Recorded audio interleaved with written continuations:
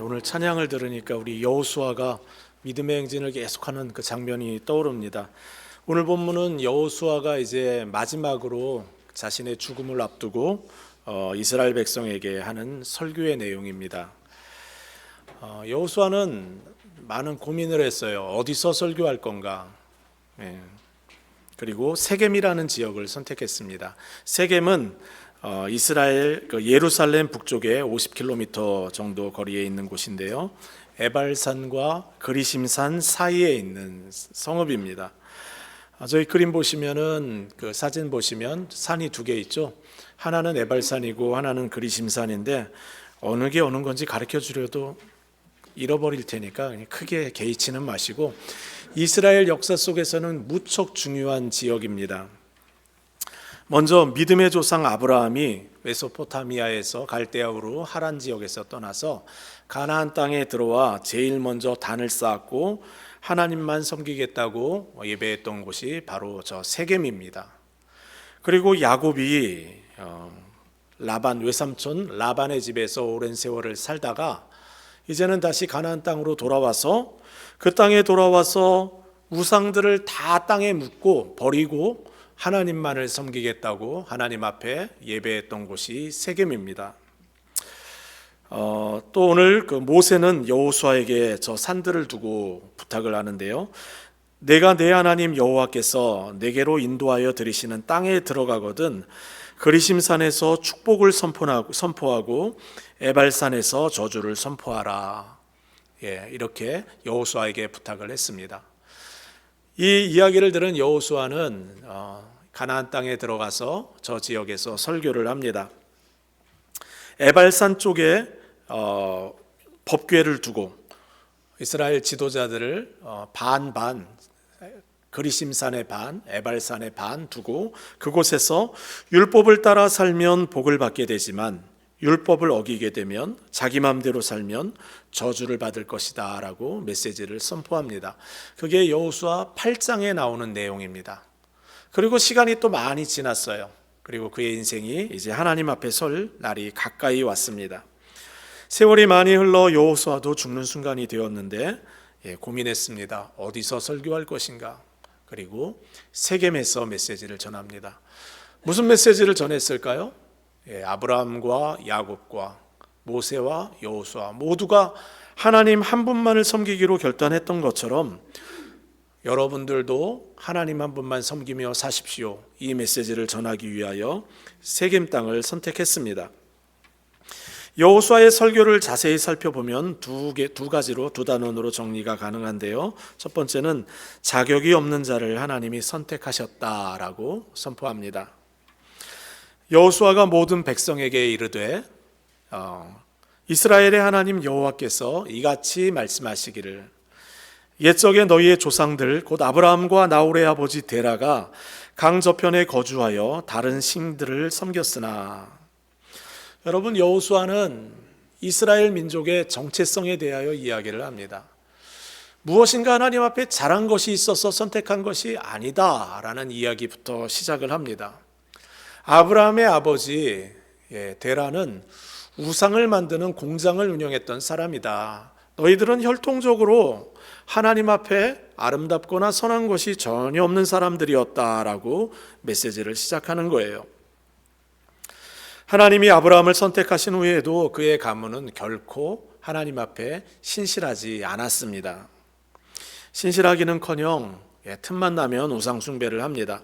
야곱이 사랑하던 아내가 라헬 아닙니까? 라헬이 라반 외삼촌의 라반의 집에서 살다가 가나안 땅으로 돌아올 때 한 가지를 훔쳐서 가지고 옵니다. 라반이 그토록 아끼던 우상을 하나 훔쳐서 가지고 나오는 거예요. 여러분, 그 우상 갖다가 뭐에 쓰려고 가져오는 걸까요? 수베니어로 갖다가 어디에 전시하려고 두는 겁니까? 아닙니다. 낯선 땅에 와서 살게 되는데 이 우상 섬기고 살겠다는 거예요. 아브라함의 가문 속에는 계속해서 이어져 오는 우상 숭배가 있습니다. 하나님을 사랑하기보다는 다른 우상의 마음 뺏기는 일들이 이스라엘 역사 가운데 빈번히 많았습니다. 그 아래에 있는 말씀 보세요. 여호수아가 이르되 그러면 이제 너희 중에 있는 이반 신들을 버리고 너희 마음을 이스라엘의 하나님 여호와께로 향하라 이렇게 나와 있는데요, 주목해 보아야 하는 것이 너희 중에 있는 이방신들이라는 표현입니다. 여러분, 지금 여호수아 세대 아닙니까? 성경의 역사 속에 가장 하나님 앞에 신실했던 사람들입니다. 그런데 그들 중에도 여전히 이방신들을 섬기는 사람들이 있다는 거예요.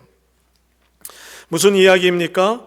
이스라엘은 하나님이 자격이 되어서 선택한 게 아니라는 말씀입니다. 무엇인가 하나님 앞에 특별한 것이 있어서 선택한 것이 아니라는 말씀이에요. 이것을 잊지 말라는 겁니다. 하나님이 이스라엘을 선택한 것은 전적인 하나님의 은혜입니다. 우리가 아직 죄인 되었을 때, 원수 되었을 때, 연약할 때, 하나님을 모를 때, 우상 공장을 만들고 있을 때 하나님의 은혜가 우리에게 임한 겁니다. 신앙생활을 하면서 우리가 주위에서 사용해야 하는 단어가 하나 있는데 선택이라는 단어입니다. 선택이라는 단어는 나 같은 죄인을, 구제불능의 죄인을, 쓸모없는 나 같은 사람을 하나님이 구원하셨다, 선택하셨다, 내게 은혜를 베푸셨다는 표현을 사용할 때만 선택이라는 단어를 사용합니다. 다른 사람 보면서 야, 저 사람 보니까 저 사람은 하나님이 선택한 사람 아닌 것 같아, 이렇게 이야기를 한다면 성경에 나오는 선택이라는 단어를 오용하고 있는 거예요. 잘못 사용하고 있는 겁니다. 우리는 이렇게 생각할 수 있어야 합니다. 많이 부족해도, 한참 모자라도 하나님의 은혜가 임할 수 있겠구나, 하나님이 선택하실 수 있겠구나. 정말 답이 없어 보이는 세속적인 사람을 보면서도 선택이라는 단어를 떠올려야 합니다. 예수 믿는 자를 죽이는 일에 혈안이 되어 이곳저곳 찾아다녔던 바울도 하나님이 구원하셨다면 우리 중에 하나님이 선택하지 못할 사람이 누가 있겠습니까? 여러분 곁에 있는 사람들을 한번 떠올려 보시기 바랍니다. 생각만 하면 속상하고 걱정되고 화가 나는 누군가가 있습니까? 잊지 말기를 바랍니다. 하나님의 은혜가 임하면 다 해결되는 일들입니다. 은혜가 사람에게 임하면 하나님이 새롭게 하십니다. 하나님의 은혜는 저항할 수 있는 은혜가 아닙니다. 저항할 수 없는 은혜입니다. 거절할 수 없는 은혜입니다. 하나님이 은혜 주시기로 선택하고 작정하고 찾아오시면 어느 누구도 변화되지 않을 사람이 없습니다. 여호수아는 하나님이 자격 없는 이스라엘을 택했다고 이야기하십니다. 그리고 이어서 하나님이 어떤 분이신지를 소개하고 있는데요, 이야기하는 방식이 흥미롭습니다. 하나하나 구차하게 설명하려고 하지 않아요. 하나님에 대한 설명을 하지 않고 하나님이 직접 하셨던 이야기를 전달합니다. 제가 읽어볼게요. 이렇게 전했습니다. 내가 이스라엘 조상 아브라함을 강저편 땅에서 데려왔다. 내가 그에게 이삭을 주었고 이삭에게는 야곱과 에서를 주었다. 나는 에서에게 세일 산지를 주었다. 나는 모세와 아론을 보냈다. 내가 거기서 행한 일로 애굽 사람들을 괴롭혔고 내가 너희를 이끌었다. 내가 너희 조상들을 애굽에서 이끌어냈다. 내가 너희를 아모리 사람들의 땅으로 이끌었다. 내가 그들을 너희 손에 넘겨주었다. 내가 그들을 너희 앞에서 멸했다. 여리고 주민들이 너희와 싸웠으나 내가 그들을 너희 손에 넘겨주었다. 너희는 너희 칼과 활로 그것을 한 것이 아니다. 그러므로 내가 너희를 수고하지 않은 땅과 너희가 세우지 않은 성읍들을 주었고 너희는 그 안에 거하며 너희가 심지 않은 포도원과 감람나무의 열매를 먹고 있다. 이스라엘의 민족의 시작부터 가나안 정복까지 다 하나님이 하셨다는 거예요. 여호수아는 하나님이 하신 말씀 하나하나를 기억하며 그대로 전하고 있어요. 순종하면 승승장구했고 순종하지 않으면 무너졌다는 것을 이야기하며 이스라엘 백성들에게 하나님을 설명합니다. 여러분, 이스라엘 백성도 이 사실을 모를 리가 없지요. 17절 18절에 그들이 이렇게 대답합니다. 이는 우리 하나님 여호와께서 친히 우리와 우리 조상들을 인도하여 종되었던 애굽 땅에서 올라오게 하시고 우리 목전에서 큰 이적들을 행하시고 우리가 행한 모든 길과 우리가 지나온 모든 민족들 중에서 우리를 보호하셨으며 여호와께서 또 모든 민족들과 이 땅에 거주하던 아모리 사람을 우리 앞에서 쫓아내셨습니다. 그러므로 우리도 여호와를 섬기리니 그는 우리 하나님이시니이다. 이스라엘 백성의 대답은 이겁니다. 하나님이 무엇을 행했는지 우리도 다 봤습니다. 지금 여호수아 당신이 설명하는 하나님은 당신만의 하나님이 아닙니다. 우리의 하나님입니다. 우리도 그 하나님을 경험했습니다. 이구동성으로 그 하나님이 행하신 일들을 간증합니다. 여호수아는 하나님의 은혜와 사랑을 기억하는 이스라엘 백성들에게 오늘 24장에 나오는 전체 내용 중에 핵심 메시지를 전하는데요. 이 14장 15절 말씀입니다. 그러므로 이제는 여호와를 경외하며 온전함과 진실함으로 그를 섬기라. 너희의 조상들이 강 저편과 애굽에서 섬기던 신들을 버리고 여호와만 섬기라. 만일 여호와를 섬기는 것이 너희에게 좋지 않게 보이거든 너희 조상들이 강 저편에서 섬기던 신들이든지 또는 너희가 거주하는 땅에 아모리 사람들의 신들이든지 오늘 너희가 섬길 자를 택하라. 오직 나와 내 집은 여호와를 섬기겠노라.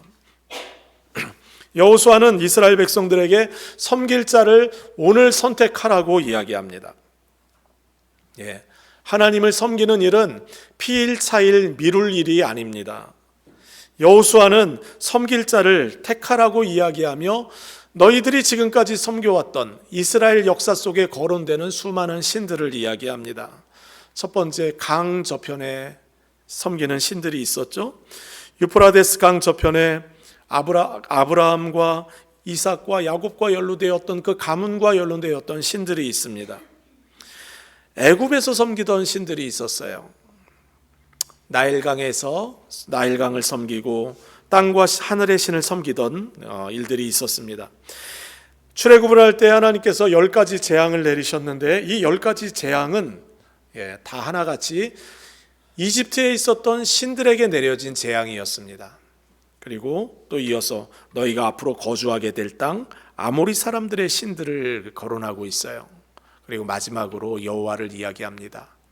지금까지 이스라엘 역사 속에 섬겨왔던 신들을 쭉 나열하면서 너희가 섬길 자를 오늘 선택해라 이렇게 우리에게 요구합니다. 이 말씀을 여러분 제대로 이해하려면 히브리어 문장을 해석해야 되는데 이렇게 해석하면 가장 정확합니다. 나는 여호와를 섬기기로 선택하기로 마음을 정했다. 나는 지금도 그 동일한 섬김의 길을 선택하고 있다. 그리고 나는 끝까지 계속해서 하나님을 섬기기를 선택할 것이다. 여호수아는 이런 섬김의 삶을 살아왔습니다. 여호수아의 이러한 선택에 대해 프란시스 셰퍼 목사님은 이렇게 평가했습니다. 그는 선택했고 또 선택했고 또 선택했고 계속해서 선택했다. 그는 선택의 역동성, 한 번의 선택과 동시에 실존적인 선택을 이해하고 있었다. 그러므로 그의 말은 순간적인 충동에서 나온 과장된 선언이 아니었다. 그것은 하나님의 형상대로 지음받은 사람이 무엇을 요구받는지를 이해한 깊은 통찰에 뿌리 내린 선택이었다.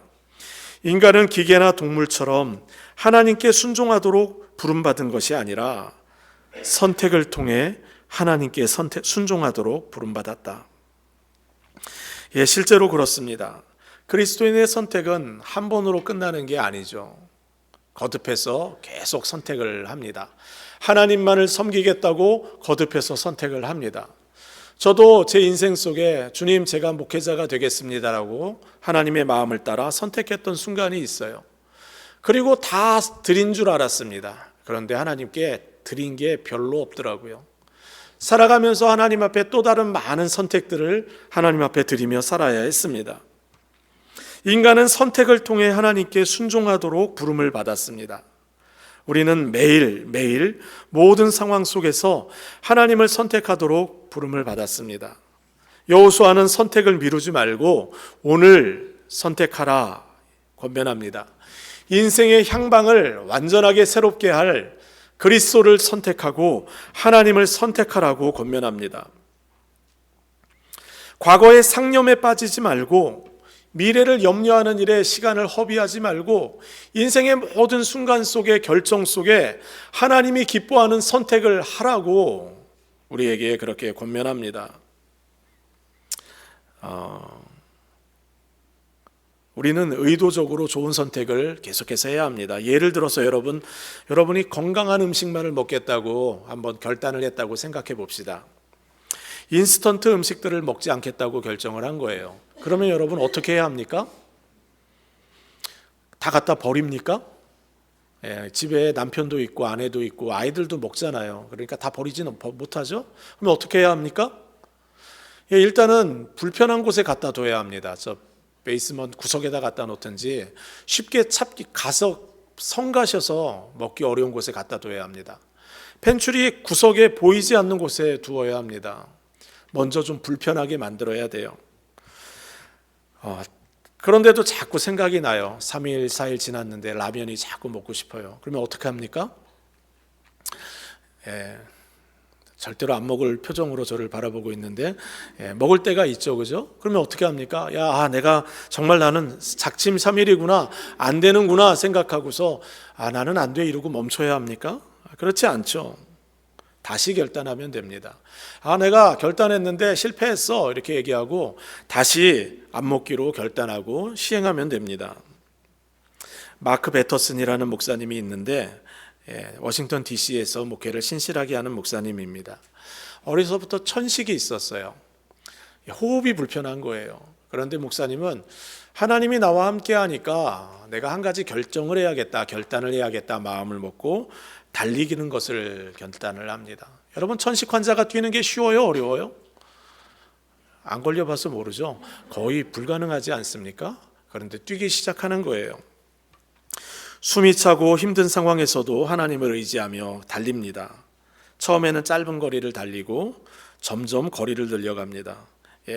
힘들죠. 호흡이 가쁜데 포기합니다. 하다가 포기하고 또 멈춥니다. 그러다가 다시 결단하고 또 달립니다. 포기하지 않고 달립니다. 그리고 그가 나이 40쯤 되었을 때 마라톤을 완주합니다. 목사님이 책에서 이렇게 도전합니다. 기다리지 말고 좋은 선택을 계속 하라는 거예요. 좋은 선택은 계속 반복하다 보면 그 과정 속에서 하나님의 놀라운 일들을 경험하게 된다는 겁니다. 영적인 전쟁도 마찬가지입니다. 우리는 하나님을 섬길 거냐 우상을 섬길 거냐를 수도 없이 계산해야 하고 저울질해야 하는 상황들을 경험하며 살아갑니다. 우상을 선택해서는 곤란합니다.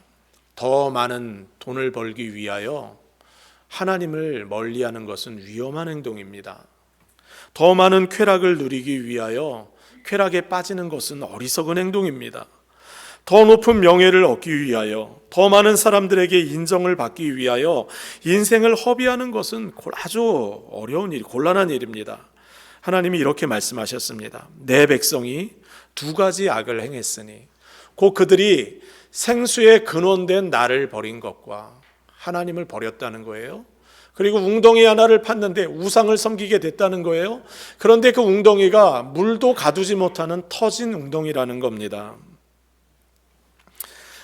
터진 웅덩이에 물을 계속 붓다 보면 어느 순간인가 가서는 그 모든 것들이 여러분을 배신하는 순간들이 옵니다. 그 우상을 숭배하던 일들로 인하여 탄식하며 슬퍼하는 순간이 옵니다. 섬길 자를 오늘 택하라는 여호수아의 강권의 메시지에 이스라엘 백성들은 그들의 마음을 표현했습니다. 4번씩이나 우리는 하나님만 섬기겠습니다라고 답을 하는데요. 보여주시겠어요? 우리가 결단코 여호와를 버리고 다른 신들을 섬기지 않겠습니다. 그러므로 우리도 여호와를 섬기리니 그는 우리 하나님이십니다. 아닙니다. 우리는 여호와만 섬기겠습니다. 우리가 여호와를 하나님을 섬기고 그의 목소리를 우리가 청종하리이다. 한 번만 대답해도 되는데 왜 4번씩이나 대답하고 있을까요? 이유가 있습니다. 19절 말씀에 여호수아가 참 애매한 이야기를 했어요. 여호수아가 백성에게 이르되 너희가 여호와를 능히 섬기지 못할 것은 그는 거룩하신 하나님이요 질투하시는 하나님이시니 너희의 잘못과 죄악을 사하지 아니하실 것임이라. 너희가 만일 여호와를 버리고 이방 신들을 섬기면 너희에게 복을 내리신 후에도 돌이켜 너희에게 재앙을 내리시고 너희를 멸하시리라.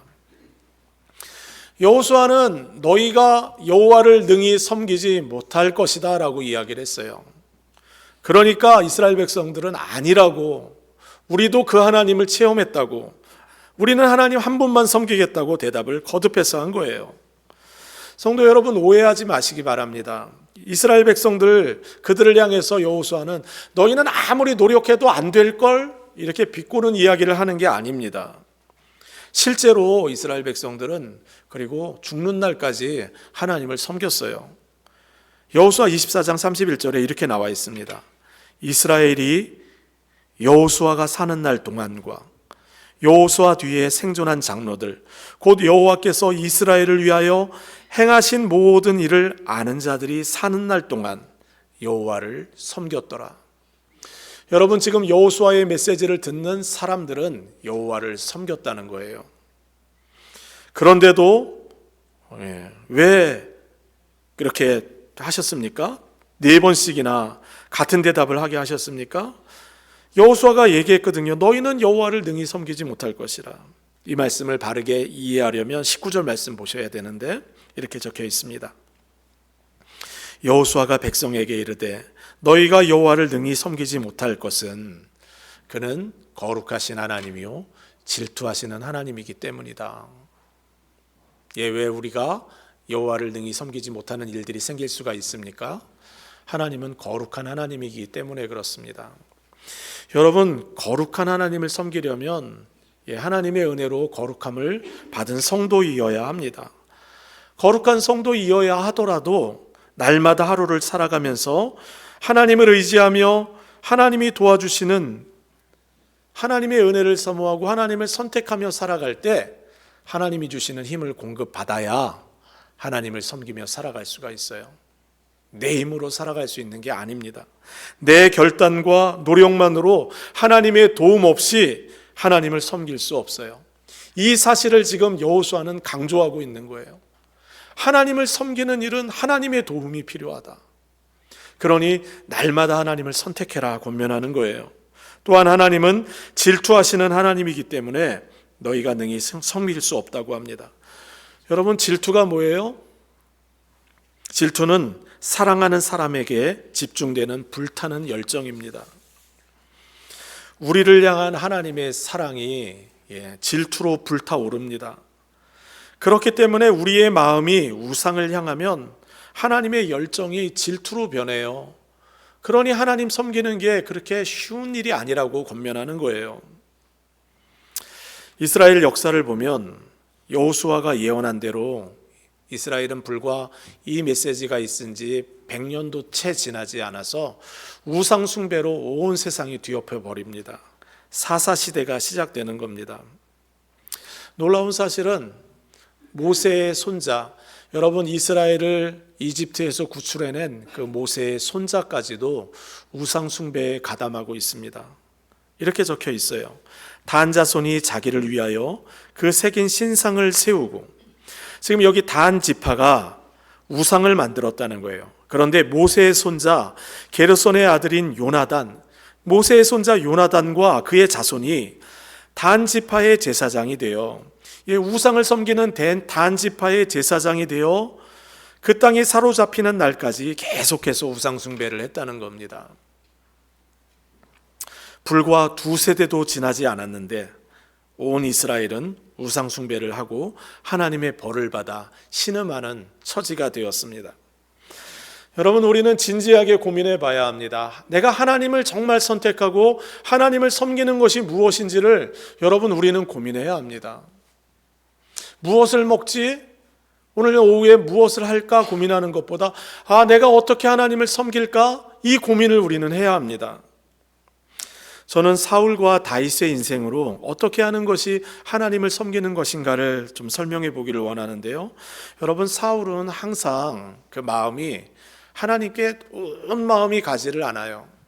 그냥 한 절반, 그냥 온전한 마음이 아니라 반심, 그 정도 하나님께 드립니다.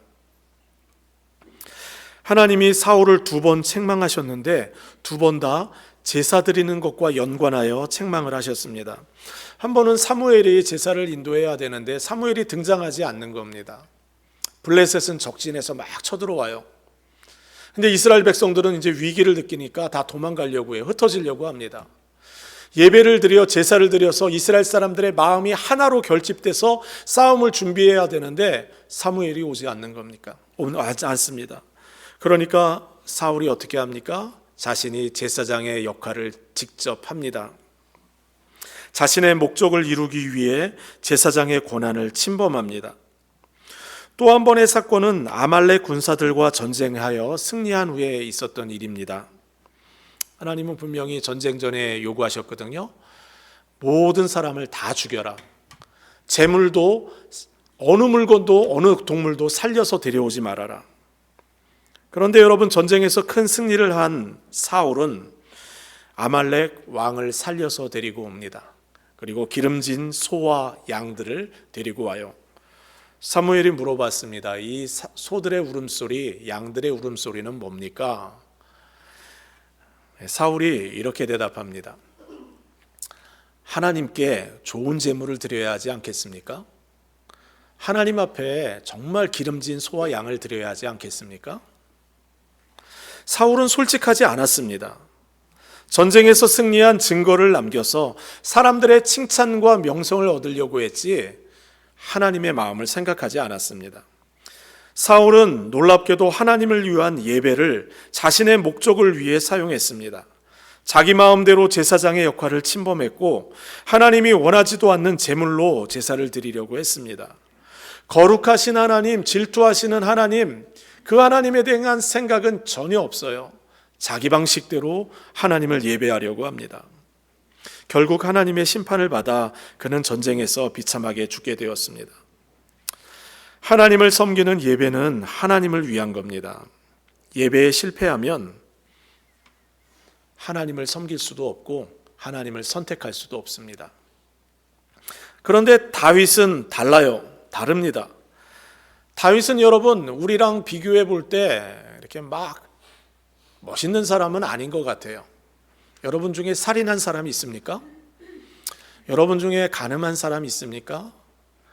여러분 중에 생각으로 그럴 수는 있고 또 죄를 지었다고 해도 이렇게 모든 죄를 망라해서 다 짓는 죄인은 많지는 않아요. 그런데 여러분, 다윗이 한 가지 잘하는 게 있어요. 다윗은 예배에 있어서는 절대로 실패하지 않습니다. 다윗이 잘하는 한 가지는 예배하는 일에 있어서 실수가 없어요. 다윗은 하나님의 은혜를 늘 기억하며 살았습니다. 그가 하나님 앞에 엎드려 고백을 합니다. 여호와 하나님이여, 보여주시겠어요? 나는 누구이오며 내 집은 무엇이기에 나를 여기까지 이르게 하셨나이까? 다윗은 홀로 생각하는 거예요. 정말 아무것도 없는 가문에서 막내로 눈에 전혀 띄지 않는 사람이었는데 하나님이 그 사람을 택해서 왕의 자리에까지 세운 것을 생각하며 그는 고백합니다. 나는 누구이오며 내 집은 무엇이기에 나를 여기까지 이르게 하셨습니까? 자격이 없는 작은 자를 이스라엘의 왕으로 삼으신 하나님의 놀라운 은혜에 헤어나지를 못합니다. 어떻게 하면 하나님을 기쁘시게 할까? 어떻게 하면 하나님을 예배할까? 이것밖에 관심이 없어요. 하나님의 법궤가 방치되었다는 사실을 알고는 법궤를 예루살렘으로 가지고 옵니다. 법궤가 예루살렘으로 들어오는 날 다윗은 춤을 춥니다. 여러분, 언제 춤을 춰보셨나요? 누구랑 춤을 추나요? 사람들은 사랑하는 사람과 춤을 춥니다. 다윗은 사랑하는 하나님의 임재에 잠기어 옷이 벗겨지는 줄도 모르고 춤을 추는 거예요. 사랑하는 사람 앞에서는 춤추는 것이 부끄럽지 않아요. 다윗은 하나님 앞에 하나님의 임재에 충만하여 찬양을 하고 춤을 춥니다. 법궤를 예루살렘으로 가져왔는데 혼자 또 곰곰이 생각하는데 마음이 그렇게 기쁘지가 않습니다. 자신은 근사한 왕궁에서 지내고 있는데 하나님은 천막에서, 하나님의 법궤는 천막에 있는 거예요. 마음에 고민이 생겼습니다. 다윗이 그의 궁전에 거주할 때 다윗이 선지자 나단에게 이르되, 다음 말씀 보여주시고 있군요. 나는 백향목 궁에 거하거늘 여호와의 언약궤는 휘장 아래에 있도다. 고민이 있어요. 자격이 없는 자신에게는 거대한 궁전이 처소로 주어졌는데 만왕의 왕 하나님의 언약궤는 천막에 있다는 사실이 몹시 불편한 거예요. 선지자 나단 선지자를 불러서 대화를 합니다. 성전을 짓고 싶습니다. 왕이 편한 대로 하십시오. 그리고 헤어졌어요. 그런데 하나님이 다윗에게 메시지를 전하십니다. 다윗아, 내가 언제 나를 위하여 백향목으로 근사한 집을 만들어 달라고 한 적이 있냐? 그럴 필요가 없다. 그리고 다윗을 축복합니다. 하나님을 예배하는 일에 목숨을 거는 다윗을 축복합니다. 하나님 한 분만에 열광하는 다윗을 축복합니다. 만군의 여호와께서 이와 같이 말씀하시기를, 내가 너를 목장 곧 양을 따르는 데서 데려다가 내 백성 이스라엘의 주권자로 삼고 내가 어디로 가든지 내가 너와 함께 있어 내 모든 원수를 내 앞에서 멸하였은즉 세상에서 존귀한 자들의 이름과 같이 내 이름을 존귀하게 만들어 주리라. 하나님이 약속하십니다. 하나님만 예배하기로 선택한 다윗에게 내가 너를 존귀하게 여겨주리라. 존귀함을 받는 인생을 허락하겠다. 여러분, 다윗은 정말 존귀한 인생을 살았습니다. 이스라엘 역사 가운데 가장 존경받는 인물입니다. 성경에서 예수님 다음으로 가장 많은 챕터를 할애한 사람이 다윗입니다. 무려 60장 이상에 걸쳐 다윗의 이야기가 소개되고 있어요. 다윗의 이야기를 빼고는 예수님의 이야기를 설명할 수 없을 정도로 하나님은 다윗을 존귀하게 하셨어요. 그리고 또 하나의 복을 허락하십니다. 내가 또 내게 이르노니 여호와가 너를 위하여 집을 세울지라. 내 수완이 차서 내 조상들에게로 돌아갈 때에 내가 내 씨 곧 내 아들 중 하나를 내 뒤에 세워 그의 나라를 견고하게 하리니 그는 나를 위하여 집을 건축할 것이요 나는 그의 왕위를 영원히 견고하게 하리라. 하나님이 또 하나를 약속하는데요, 내 가문에서 영원한 왕국이 세워질 것이라고 합니다. 하나님의 아들 예수 그리스도가 다윗을 통하여 태어나게 될 것이라고 그렇게 약속을 해주시는 거예요. 그래서 우리가 신약 성경 맨 앞장을 펴면 아브라함과 다윗의 자손 예수 그리스도의 세계라 이렇게 시작하지 않습니까? 하나님이 다윗에게 그 놀라운 은혜를 더하신 거예요. 하나님은 오늘도 우리에게 말씀하십니다. 오늘 너희가 택할 자를, 섬길 자를 택하라. 오직 나와 내 집은 여호와만을 섬기겠노라. 이렇게 고백하며 나왔던 여호수아처럼 우리가 고백하기를 원하십니다.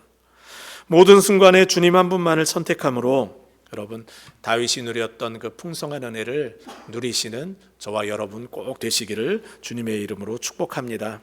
우리 함께 찬양하겠습니다.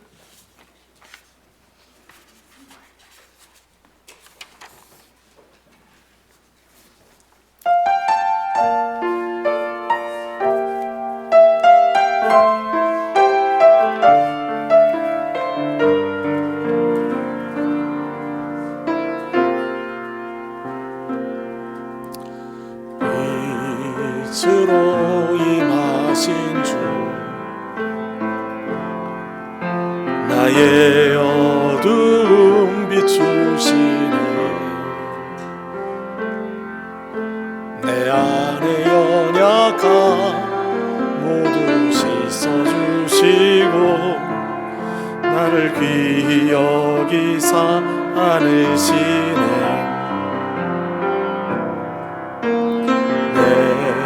삶에 임하신 주 모든 두려움 덮으시네. 주 나의 모든 것 주님만 의지하리. 눈을 들어 주님만 바라보리. 주님을 예배하는 것, 주님을 기뻐하는 것, 나의 맘과 뜻 다해 주님도 알기 원하네. 주님을 사랑하는 것, 주님을 갈망하는 것, 나의 유일한 소망이라. 빛으로 임하신 주, 빛으로 임하신 주, 나의 어두움 비추시네. 내 안에 연약함 모두 씻어주시고, 나를 귀히 여기 사느시네. 내 삶에 임하신 주, 모든 두려움 덮으시네. 주 나의 모든 것 주님만 의지하리. 들어 주님만 바라보리. 주님을 예배하는 것, 주님을 기뻐하는 것, 나의 맘과 뜻 다해 주님도 알기 원하네.